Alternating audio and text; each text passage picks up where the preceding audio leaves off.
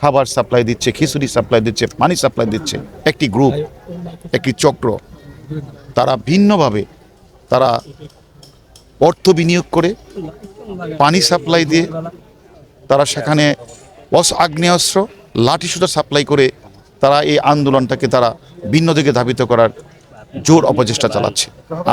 তারা বিভিন্ন জায়গাগুলিতে তারা গাড়িতে আগুন লাগাচ্ছে, মেট্রো রেল বন্ধ করে দিচ্ছে, ট্রেনের স্লিপার তোলা তুলে ফেলছে, তারা বিভিন্ন জায়গাগুলিতে অগ্নিসংযোগ করছে। তারই ধারাবাহিকতায় কিন্তু আপনারা জানেন গতকাল আমরা বিএনপির একটা অফিসে আমরা অভিযান পরিচালনা করেছি। সেখান থেকে আমরা অনেক তাজা ককটেল, প্রায় অনেক 500 লাঠিসোঁটা এবং আগ্নেয়াস্ত্র সহ অনেক কিছু আমরা উদ্ধার করেছি। এবং অনেকের কাছে আমাদের তথ্য আছে যে অনেকে তারা তাদেরকে খাবার সাপ্লাই দিচ্ছে, খিচুড়ি সাপ্লাই দিচ্ছে, পানি সাপ্লাই দিচ্ছে। ওই কোমলমতি ছাত্রদের একটা নিয়মতান্ত্রিক আন্দোলনকে তারা ভিন্ন দিকে ধাবিত করার জন্য তারা আপ্রাণ চেষ্টা করেছে।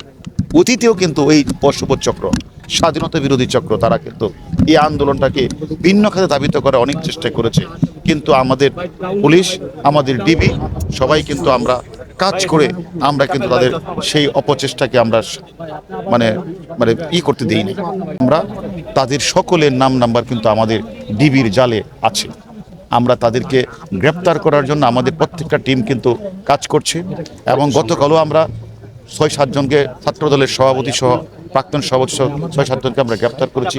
তারাও অনেক নাম নাম্বার বলেছে, অনেক নাম নাম্বারের প্রেক্ষিতে একটি মামলা রুজু হয়েছে এবং অনেকেরই নাম নাম্বার আমরা পেয়েছি, সেগুলি আমরা তদন্ত করছি।